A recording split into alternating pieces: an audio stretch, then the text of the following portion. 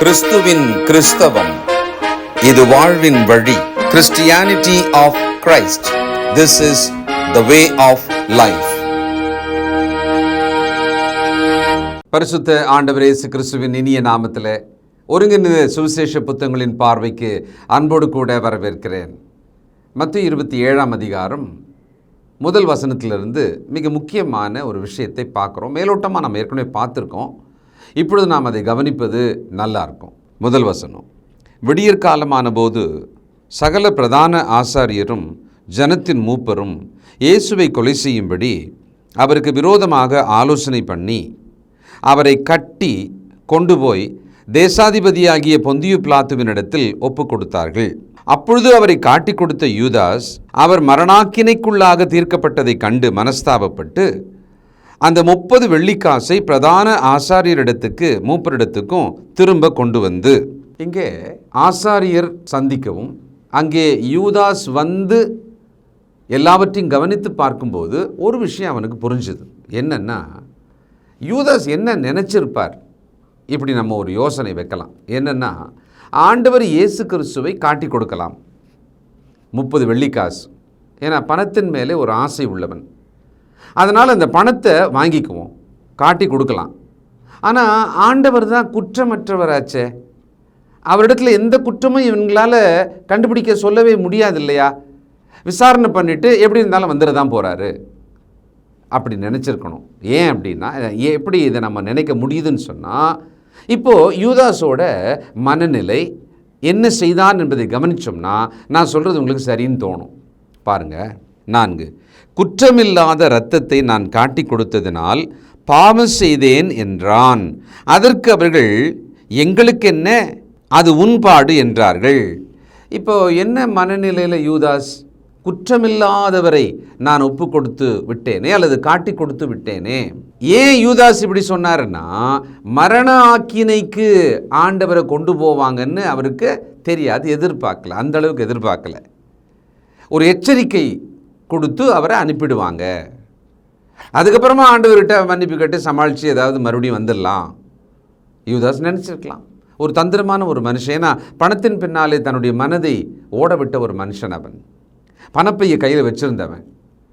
பணத்தை பெறுவதற்கு, பணத்தை தனக்காக பெறுவதற்கு ஒரு ஆவல் யூதாஸ் கிட்ட இருந்திருக்கு. பண ஆசை எல்லா தீமைக்கும் வேறாயிருக்கிறது. இப்போது ரொம்ப மனசாப்படுறார். அந்த 30 வெள்ளிக்காசு திருப்பி கொடுக்குறார். பணத்தின் மேலே ஆசை, பணப்பையை வச்சுருந்த ஆள், பணத்தை கால்குலேட் பண்ணி எப்போவுமே பேசுகிற ஆள். ஆனால் இப்போ பாருங்களேன், மனசு ரொம்ப வருத்தம், ரொம்ப வேதனைப்பட்டுட்டு ஆண்டவரை இவங்க கொலை செஞ்சிட போகிறாங்களோ, ஆண்டவரைக்கு மரண ஆக்கினை கொடுத்துட போகிறாங்களோ அப்படின்னா, இந்தாங்க வேணாம், நம்ம டீலிங்கை வந்து முடிச்சுக்கலாம், இப்போது இந்த 30 வெள்ளிக்காசு இந்தாங்க, ஆண்டவரை விட்டுருங்க நீங்கள் அப்படின்னு இப்போ வர்றார். அப்போ என்ன சொல்லிட்டாங்க, நீ வச்சுக்கப்பா, அது ஊம்பாடு, கொடுத்தது தான், நாங்கள் அவரை பிடிச்சது தான், அவரை நாங்கள் கொல்ல போகிறோம். இதுதான் அந்த இடத்துல கான்வர்சேஷன். நிச்சயமாக கோபமாக அவனை துரத்தி இருக்கணும் அங்கே. அப்பொழுது அவன் அந்த வெள்ளிக்காசை தேவாலயத்தில் எரிந்து விட்டு புறப்பட்டு போய் 4 கொண்டு செத்தான். தேவாலயத்தில் எரிந்து விட்டுன்னு என்ன அர்த்தம்? இந்த பேச்சுவார்த்தை எங்கே நடக்குது? தேவாலயத்தில், பரிசுத்த ஸ்தலத்திலே பிரதான ஆசாரியர் நின்று கொண்டு ஆண்டவரும் அங்கே பிடிக்கப்பட்டவராக கட்டப்பட்டவராக இருக்கிறார். யூதாஸும் அங்கே தான் போகிறார். ஆசாரியரை பார்க்கணுன்னா அங்கே தானே போய் பார்க்கணும். அப்போ தேவாலயத்தில் தான் இது நடக்குது. தேவ ஆட்டுக்குட்டி தான் பலியாவதற்காக ஆயத்தமாயிட்டார். யூதாஸுக்கு தெரியாது இது தேவனுடைய திட்டம், அவர் மரிக்க வேண்டும் என்பது தேவனுடைய திட்டம். இவர் என்ன பண்ணார்? 30 வெள்ளிக்காசு லாபத்துக்காக ஆண்டவரை காட்டி கொடுக்கலாம். ஒரு வேதாகம ஆய்வாளர் சொல்கிறாரு, யூதாஸ் அவர் மரிப்பார், அவரை கொலை செய்வார்கள் என்று நினைக்கவில்லை. ஆனால் உண்மை நிலைமை அப்படி போன உடனே அந்த காசு தூக்கி போட்டார். ஒரு பெரிய மாற்றம் தான் அது சொல்லப்போனாக்கா. ஆனால் என்ன ஆச்சு? அப்படி மனஸ்தாபப்பட்ட அந்த யூதாஸ் ஆண்டவர் கிட்ட போகிறதுக்கு யூதாஸுக்கு இப்போ வாய்ப்பும் இல்லை. என்ன செய்தார்? கடைசியாக தான் 4 கொண்டு அல்லது தற்கொலை செய்து கொண்டு சாகலாம் முடிவெடுத்துட்டார். அங்கேருந்து ரிட்டர்ன் போகிறாரு. அவர் 4 கொண்டு செத்தான்னு வசனம் இருக்கிறது. பெரியமானவர்களே, யூதாஸ் பண ஆசையினாலே தன் வாழ்க்கையில் கொஞ்ச காலமாக ஒரு மாற்றத்தை அடைந்து பிறகு அதனுடைய உச்சமாக ஆண்டவரை காட்டி கொடுக்க தன்னை ஒப்பு கொடுத்து விட்டார். 6ஆம் வசனம். பிரதான ஆசாரியர் அந்த வெள்ளிக்காசை எடுத்து, இது இரத்த கிரயமானதால் காணிக்கை பெட்டியிலே இதை போடலாகாதென்று சொல்லி ஆலோசனை பண்ணி, பின்பு அந்நியரை அடக்கம் பண்ணுவதற்கு குயவனுடைய நிலத்தை அதனாலே கொண்டார்கள். குயவனுடைய நிலம் என்பது அக்காலத்தில் வயல்வெளியாக இருந்து இனி அது பயன்படாது என்கிற ஒரு நிலம். இனிமேல் அதில் விதைக்க முடியாது, அதில் அறுவடை பண்ண முடியாது, வேளாண்மை செய்ய முடியாது. அது ஒரு பயன்படாத தரிசு நிலம்னு சொல்லுவாங்க பார்த்தீங்களா, அந்த மாதிரி அந்நியர்களை, யூதர் அல்லாதவர்களை அடக்கம் பண்ணுவதற்கான ஒரு நிலமாக அதை வச்சுக்கலாம். இதில் ஒரு கருத்து என்ன சொல்கிறாங்கன்னா, ஆய்வாளர்கள், அந்த நிலம் என்பது நான்கு கொண்டு செத்தான்னு சொல்கிறோம் பார்த்தீங்களா, யூதாஸ் அந்த நிலத்தில் தான் அந்த ஒரு தற்கொலையை அவன் செய்திருக்க வேண்டும். அவன் ரத்தம் அங்கே சிந்தியிருக்க வேண்டும். ஒன்று. இன்னொன்று, ஆண்டவரின் ரத்தம் சிந்துதலுக்காக, அவர் கொலை செய்யப்படுவதற்காக, அவரோட இரத்தத்தின் கிரயமாக இந்த பணம் இருக்கிறதுனால அது இரத்த நிலம் என்று சொல்லப்பட்டதாக அந்த இடத்த வாங்குறாங்க. முடிஞ்சது அதோட. யூதாஸ் மனம் திரும்பி மன்னிப்பு கேட்டு தன்னை சரி செய்து கொள்வதற்கு பதிலாக தான் தற்கொலை செய்து கொண்டான். 9ஆம் வசனம். இஸ்ரவேல் புத்திரரால் மதிக்கப்பட்டவருக்கு கிரயமாகிய 30 வெள்ளிக்காசை அவர்கள் எடுத்து, கர்த்தர் எனக்கு கற்பித்தபடி குயவனுடைய நிலத்திற்காக அதை கொடுத்தார்கள் என்று எரேமியா தீர்க்கதரிசியால் உரைக்கப்பட்டது அப்பொழுது நிறைவேறிற்று. இஸ்ரவேல் புத்திரரால் மதிக்கப்பட்டவருக்கான ஒரு கிரயம். அப்போது ஒரு வேல்யூ ஆஃப் அ இஸ்ரேலைட் அப்படின்ற மாதிரி இங்கே கருத்து பார்க்குறோம். இஸ்ரவேல் புத்திரரால் மதிக்கப்பட்டவருக்கு கிரயமாகிய 30 வெள்ளிக்காசு. அப்படியானால் ஆண்டவர் இயேசு கிறிஸ்துவை காட்டி கொடுப்பதற்கான அந்த ஒரு பணம் கூட புறஜாதியாரை அடக்கம் செய்வதற்கான ஒரு நிலமாக வாங்கப்பட்டது. அதுலேயும் ஒரு பிரயோஜனம் பார்த்தீங்களா, அதுக்கு இரத்த நிலம்னு பேர் வச்சுருக்காங்க. இந்த எரேமியா தீர்க்கதரிசின்னு சொல்கிறோம் பார்த்தீங்களா, அதை விட சகரியாவில் ரொம்ப தெளிவாகவே இருக்கிறது. சகரியா 11ஆம் அதிகாரம் 12, 13. அந்நாளிலே அது அற்று போயிற்று, அப்படியே மந்தையில் எனக்கு காத்திருந்த சிறுமைப்பட்டவைகள் அது கர்த்தருடைய வார்த்தை என்று அறிந்து கொண்டன. உங்கள் பார்வைக்கு நன்றாய் கண்டால் என் கூலியை தாருங்கள், இல்லாவிட்டால் இருக்கட்டும் என்று அவர்களோட சொன்னேன். அப்பொழுது எனக்கு கூலியாக 30 வெள்ளிக்காசை நிறுத்தார்கள். ஒரு கூலி பணம் அங்கே 30 வெள்ளிக்காசுன்னு இருக்குது. எரேமியாவில் 18ஆம் அதிகாரம் 1-6, 19ஆம் அதிகாரம் 1-13 நீங்கள் அப்புறம் படித்து பாருங்கள். ஆக பழைய ஏற்பாட்டு தீர்க்க தரிசனமானது ஏற்கனவே இப்படி சொல்லப்பட்டது, இங்கே நிறைவேறியது. இப்போ அப்போஸ்தலர் நடபடிகள் போய் பார்க்கலாம். 1ஆம் அதிகாரம் 16, 17. சகோதரரே, இயேசுவை பிடித்தவர்களுக்கு வழிகாட்டின யூதாசை குறித்து பரிசுத்த ஆவி தாவீதின் வாக்கினால் முன் சொன்ன தேவ வாக்கியம் நிறைவேற வேண்டியதாக இருந்தது. அவன் எங்களில் ஒருவனாக எண்ணப்பட்டு இந்த ஊழியத்திலே பங்கு பெற்றவனாய் இருந்தான்.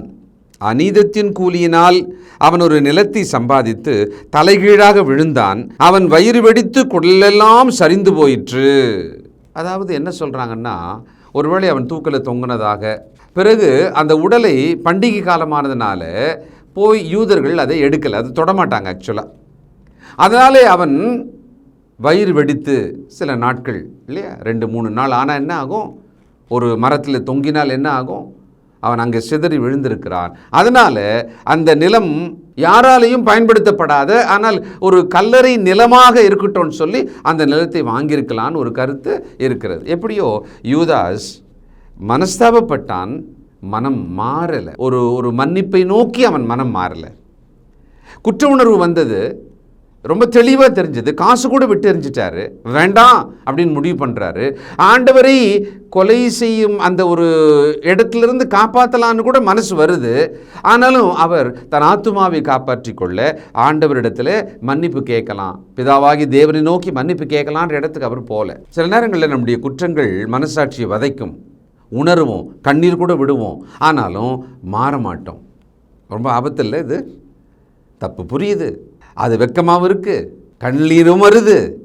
ஆனாலும் நான் அந்த பழக்கத்தையோ அந்த கெட்ட விஷயத்தையோ நான் மாற்றிக்க மாட்டேன், நான் அதுலேயே இருந்து செத்து போகிறேன் போங்க. நிறைய பேர் இந்த உலகத்தில் இப்படி தான் சொல்கிறாங்க. தாய் தகப்பனுக்கு முன்னாலே, சபையிலே சொல்லப்படும் கர்த்தருடைய வார்த்தைக்கு முன்னாலே தங்கள் பாவத்தை பற்றிய வருத்தம் இருக்கிறது, அதை பற்றிய வலி இருக்கிறது, அது கொடுக்கும் அவமானம் புரிகிறது, அது எங்கே போய் முடியும்னு தெரிகிறது. ஆனாலும் அவர்கள் மனம் திரும்பி கர்த்தருக்கு பிரியமாக தங்களை மாற்றிக்கொள்ள வரல. இதில் என்ன தெரியுங்களா நடக்குது? அவர்கள் தேவன் மீது வைக்கும் விசுவாசத்தை தெரிந்து கொள்ளாமல் தங்கள் சுயத்தின் மேலே மட்டுமே அவர்கள் கவனமாக இருக்காங்க. அந்த பாவ சந்தோஷத்தை விட மனமில்லை. ஆனால் யூதாஸை பொறுத்த வரைக்கும் அந்த பாவ சந்தோஷம், லாபமாகிய பணம் இருக்குல்ல, அதை கூட வேணான்னு தூக்கி போட்டார். ஆனால் போட்டுட்டு பிறகு அவருக்கு சான்ஸ் இல்லை. ஆண்டவரை அப்படியே சாயங்காலம் சந்திக்கிறாரு, மறுநாள் அவரை சந்திக்கிறார் அப்படின்னு சொன்னால் விஷயம் மாறி இருக்கலாம்.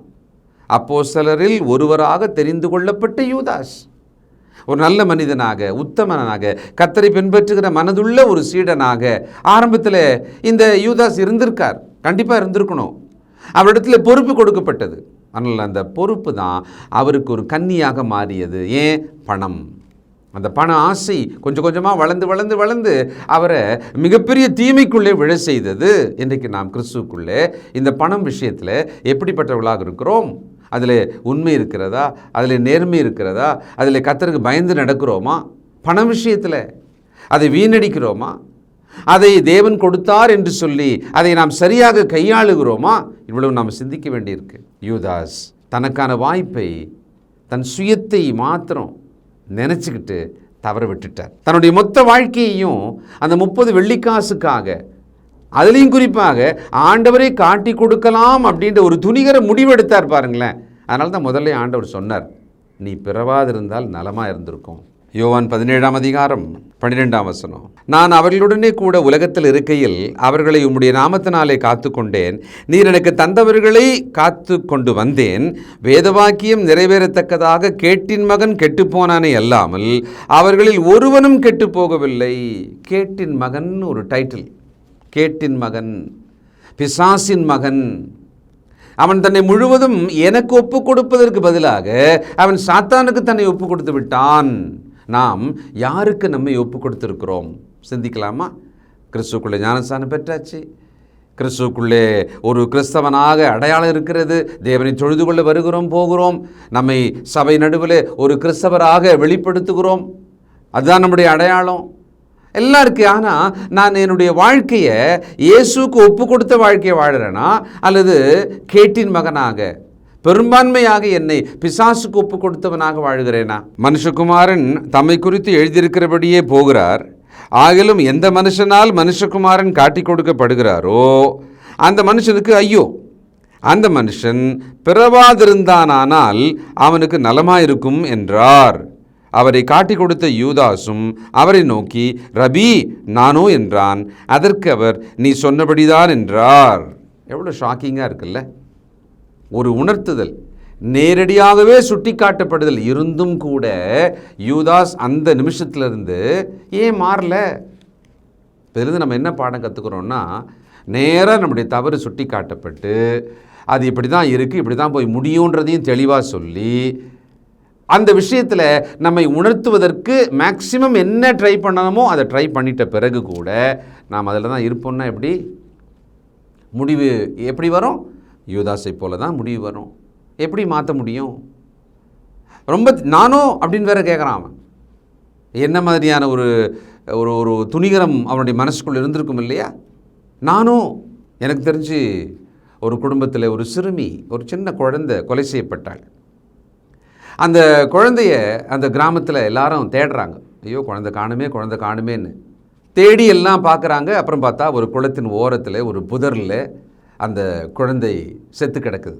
ஆனால் அந்த குழந்தைய தேடின அந்த கூட்டத்துக்குள்ளே கொலை செய்த நபரும் தேடிக்கிட்டே தான் இருந்தாராம், கூடவே தான்.